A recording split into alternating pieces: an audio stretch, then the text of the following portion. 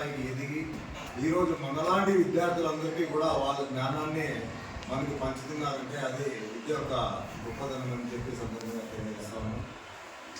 ఇంకా పొద్దునే కూడా రాబోయే ప్రభుత్వాలన్నీ కూడా విద్యకు మంచి ప్రిఫరెన్స్ ఇస్తున్నారు. ఈ కాలం కేజీ నుంచి పీజీ దాకా ఉచిత విద్య అందిస్తున్నాయి. అదేవిధంగా మా కూటమి ప్రభుత్వం ఏర్పాటైన తర్వాత విద్యార్థులకు సకాలంలో పుస్తకాలు కానివ్వండి, డ్రెస్ కానివ్వండి, బుక్స్ కానివ్వండి అన్నీ కూడా నాణ్యమైన వస్తువులు అందిస్తారు. కాబట్టి ప్రభుత్వాన్ని కూడా మనం కృతజ్ఞతలు తెలియజేయాలి.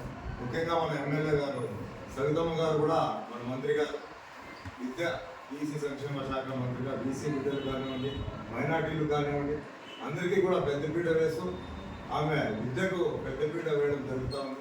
మనమందరూ ఒకటే, మనం కూడా పిల్లలందరూ కూడా బాగా కష్టపడి ఉన్నత శిఖరాలు ఎదిగి మనలాగా మన జ్ఞానాన్ని ఇంకా 10 మందికి పెంచి లిటరేచర్గా ఇది కేరళ స్టేట్ మన అన్నింటికంటే టాప్ అనమాట. అంటే ఎడ్యుకేషన్ పరంగా అలాగా మన రాష్ట్రాన్ని కూడా ఉన్నత స్థాయికి మీరందరూ కూడా బాగా చదివి తీసుకుపోవాలని చెప్పి సందర్భంగా ఇంతకు ముందు మా సేనమంది జడ్పీ స్కూల్లో నేను ఈ సిస్టమ్స్ కూడా లాస్ట్ ఇచ్చాను.